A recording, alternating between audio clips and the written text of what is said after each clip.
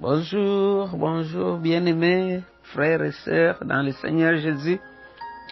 Le Père nous a bénis encore aujourd'hui avec un beau jour, le soleil est là et tu peux sentir la paix dans l'atmosphère. Jésus nous a réveillés, il nous a ressuscités, il a renouvelé son souffle de vie. Si nous sommes sur cette terre des hommes, ce n'est pas parce que nous l'avons mérité, c'est seulement la grâce qui a fait cela. Mais avant d'entrer dans notre méditation d'aujourd'hui qui est tirée dans le livre de Jean 8, de 12 à 20, j'ai encore une petite histoire à partager que j'intitule « Il n'y a pas de petites choses ».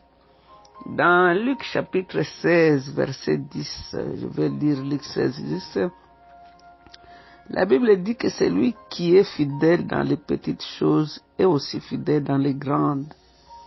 Celui qui est malhonnête dans les petites choses est aussi malhonnête dans les grandes. Souvent on néglige, on dit que ça c'est une petite chose, ça peut passer. Mais la petite chose peut te compliquer la vie plus tard si tu n'as pas traité cette petite chose correctement. On raconte que Napoléon avait connu la défaite. Pourquoi? Parce qu'en écrivant une note à son général, il avait oublié de voir exactement comment il avait écrit. Parce qu'en anglais, gagner c'est on. Et sur aussi c'est on, O-N. Ou bien quand on met W avant, ça devient gagner. Quand on enlève W, c'est-à-dire c'est en cours. Alors lui, en écrivant, il avait écrit que la guerre est en cours. Alors quand les autres ont lu, ils ne savaient pas que la guerre continuait. Et c'est comme ça qu'il avait perdu cette bataille-là. On raconte aussi qu'un jour, il y a un bishop. Il est entré dans le magasin d'un noir fabricant de chaussures. Il a trouvé que sur cette avenue, il y avait beaucoup de magasins de fabricants de chaussures. Mais chez celui-là, c'était full, il était vraiment busy. Et il était prospère.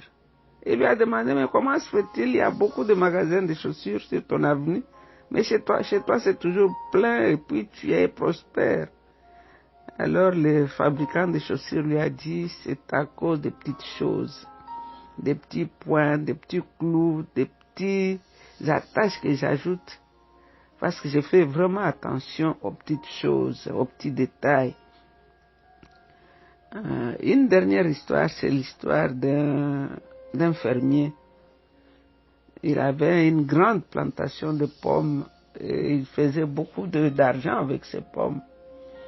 Alors un jour, il a trouvé une grosse pomme par terre qui était très jolie, vraiment grande, une pomme vraiment différente de tout ce qu'il a déjà trouvé jusque-là. Les travailleurs ont pris la grosse pomme, ils ont emballé ça dans les cartons avec les autres pommes. Alors plus tard, il a demandé, mais où est la grosse pomme? On a dit, oh non, on l'a emballé. Il a dit, faites tout, trouvez-moi cette grosse pomme. Il fallait déballer, de faire les cartons pour trouver la grosse pomme qui était dans le fond, écrasée par le poids des autres pommes. Alors il a dit, sortez cette pomme du carton, parce qu'avant que les autres pommes n'arrivent à destination, elle va les contaminer, toutes les pommes seront pourries, et nous allons abîmer la réputation de notre ferme. Alors qu'est-ce que je peux dire par là? Les petites faiblesses, les petits péchés qu'on chérit dans le cœur, peuvent nous amener loin et nous empêcher d'entrer au ciel. Quelqu'un a dit, il a gaspillé 1 heure et c'était une occasion en or qu'il a perdue. Celui qui gaspille le moment gaspille aussi son âme. Celui qui gaspille ou bien qui joue avec le temps perd l'opportunité d'être compté parmi les grands. Et celui qui joue avec le temps, qui gaspille le temps dans le plaisir, il est en train de vendre sa chance d'être successful, d'avoir le succès. Le succès dans la vie et le succès dans le futur dépend largement comment nous avons été fidèles dans les petites choses. Donc c'était la leçon du jour. Sois fidèle dans les petites choses. Fais tout ce que tu fais comme si le secret de demain dépend de ce que tu es en train de faire aujourd'hui. Ce que tu fais aujourd'hui va définir ce que tu seras demain. Prends ce que tu fais avec sérieux et tu verras demain comment tu vas réussir. Donc nous revenons dans notre méditation du jour que j'ai tirée dans Romains chapitre 8. Nous allons lire du verset 12 au verset 20. La Bible nous dit que Jésus-Christ est la lumière du monde. Jésus adressa de nouveau la parole à la foule et dit, « Je suis la lumière du monde. Celui qui me suit aura la lumière de la vie et ne marchera jamais dans l'obscurité. » Les pharisiens lui dirent, « Tu te rends témoignage à toi-même, ce que tu déclares n'a pas de valeur. » Jésus leur répondit, « Même si je me rends témoignage à moi-même, ce que je déclare est vrai, parce que je sais d'où je suis venu et où je vais. Mais vous ne savez ni d'où je viens, ni où je vais. Vous jugez à la manière des hommes. Moi, je ne juge personne. Cependant, s'il m'arrive de juger, mon jugement est valable, parce que je ne suis pas tout seul pour juger, mais le Père qui m'a envoyé est avec moi. Et il est écrit dans votre loi que quand deux personnes apportent le même témoignage, ce témoignage est valable. Je me rends témoignage à moi-même, et le Père qui m'a envoyé témoigne aussi pour moi. Ils lui demandèrent, où est ton Père? Jésus répondit, vous ne connaissez ni moi, ni mon Père. Si vous me connaissiez, vous connaîtriez aussi mon Père. Jésus prononça ces paroles alors qu'il enseignait dans le temple à l'endroit où se trouve le tronc à offrande. Personne ne l'arrêta parce que son heure n'était pas encore venue.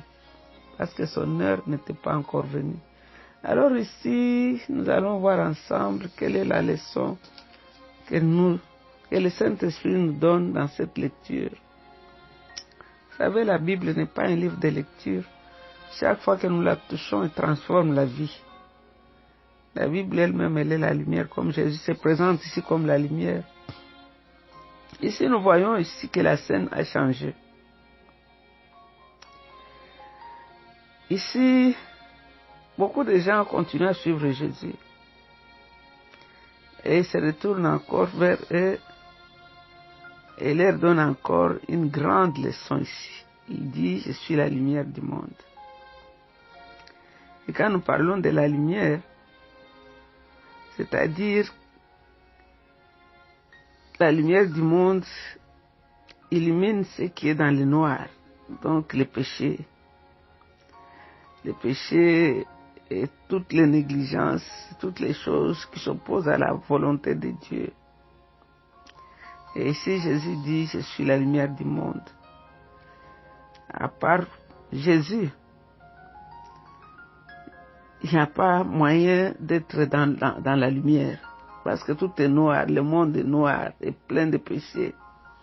Donc, pour connaître Dieu, nous devons regarder à Jésus. Il est la seule lumière, la seule qui nous pointe et qui illumine pour nous montrer qui est exactement Dieu. C'est en regardant à Jésus que nous verrons Dieu le Père. Jésus a promis à tous ceux qui le suivaient que celui qui me suit ne marchera pas dans le noir, mais il verra la lumière éternelle.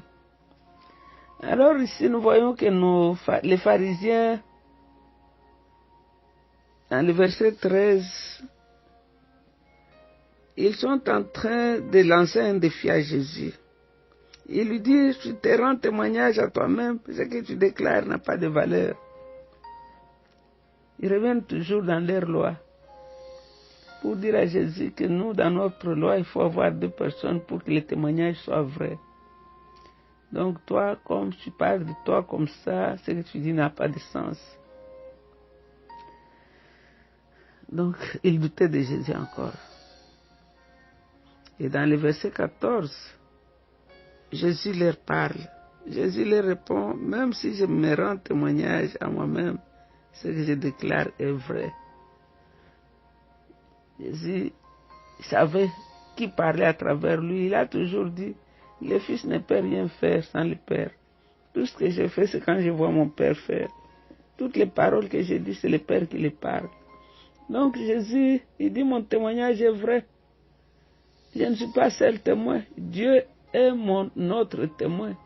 Car le Père rend témoignage de moi. Et comment le Père a-t-il rendu témoignage de Jésus? Avec tous les miracles, avec toute la sagesse qu'il avait. Tout ce que Jésus faisait, c'était Dieu qui était visible et manifeste à travers Jésus. Mais ces gens étaient tellement aveugles qu'ils ne pouvaient pas voir cette lumière qui brillait là devant eux. Jésus leur a dit qu'il venait du ciel. Ils ont refusé de le croire. Pour eux, c'était juste un autre homme comme eux. Ils raisonnaient d'une façon naturelle. Et le verset 15 ici, vous jugez à la manière des hommes, moi je ne juge personne. Ces gens ne comprenaient pas des choses spirituelles. Ils ont regardé à Jésus juste comme un charpentier de Nazareth. Et ils n'ont jamais cessé de penser différemment de Jésus. Jésus dit qu'il il ne juge personne. Et cela ne veut pas dire que Jésus est comme eux. Parce qu'un jour, Jésus juge aujourd'hui, il sera juge demain aussi. Si tu ne l'as pas accepté aujourd'hui comme sauveur, demain il sera ton juge.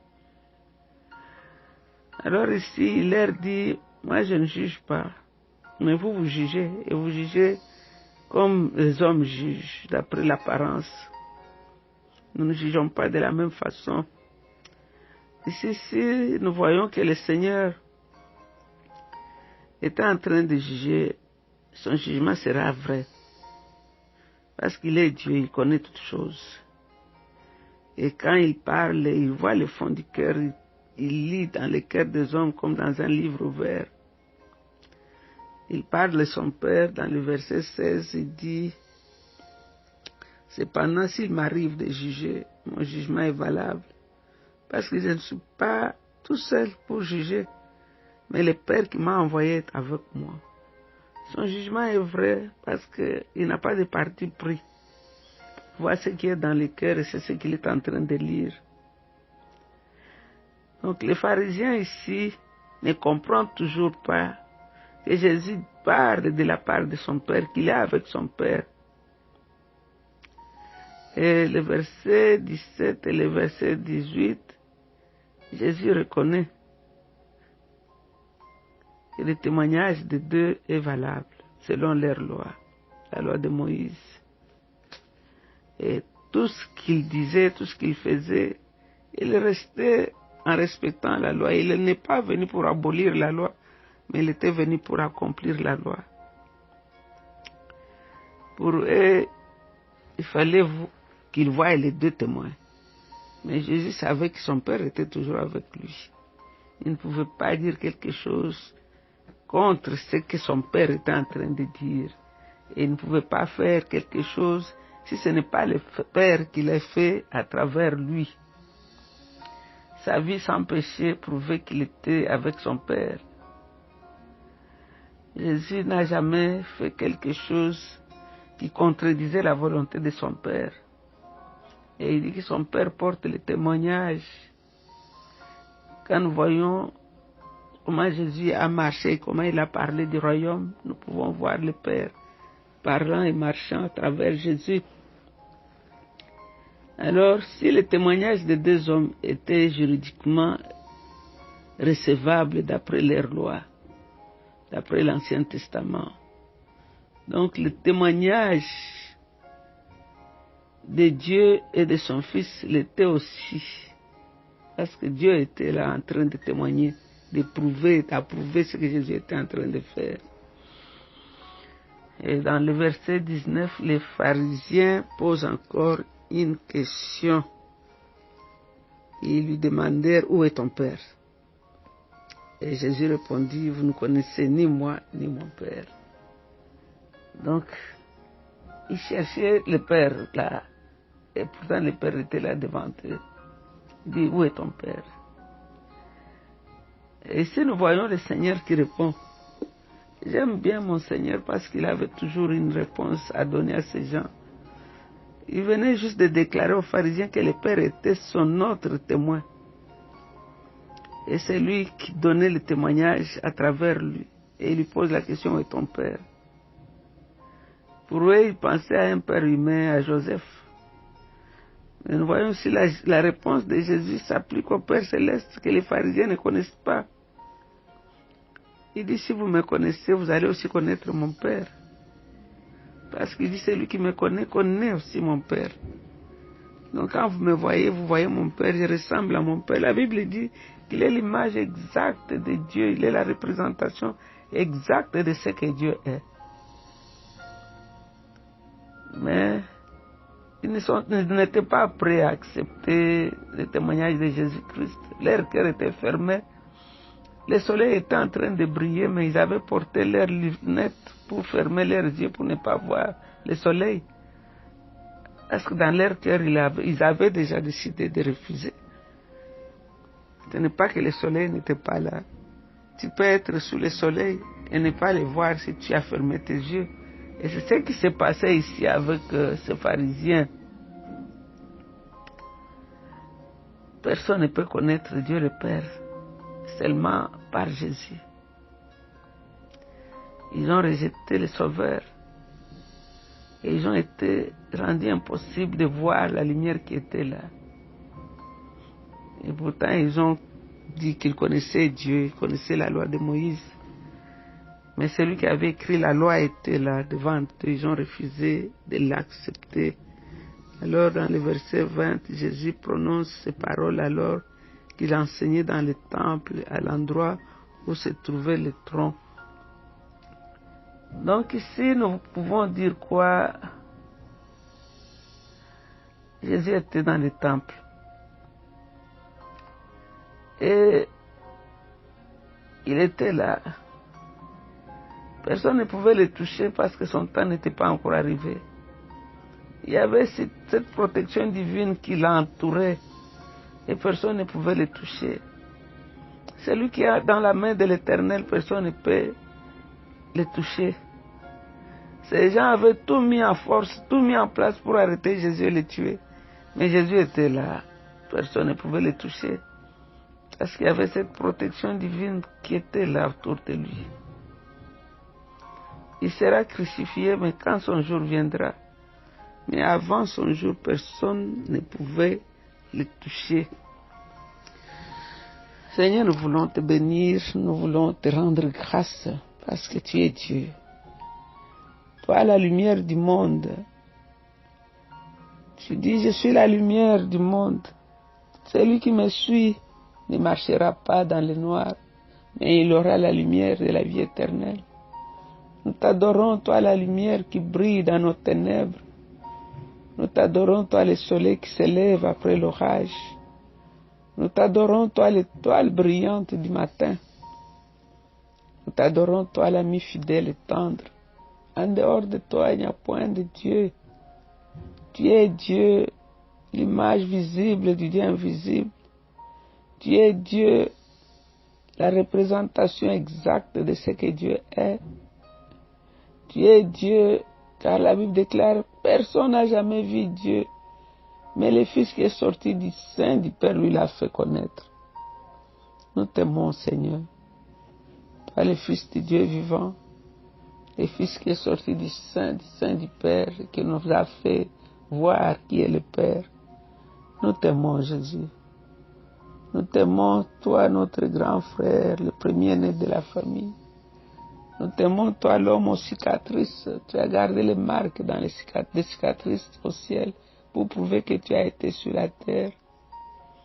Nous t'adorons, toi, l'incomparable, l'incommensurable. Console un cœur aujourd'hui, Seigneur. Fortifie les bras qui commencent à tomber. et les genoux qui commencent à se plier. Donne la joie dans les cœurs de quelqu'un aujourd'hui. Et sur les larmes de quelqu'un. C'est dans le nom de Jésus que nous avons ainsi prié. Avec beaucoup d'actions de grâce, nous disons Amen. Vous êtes bénis, restez bénis. C'est votre servante, Maman Jeanne. I love you. Bye.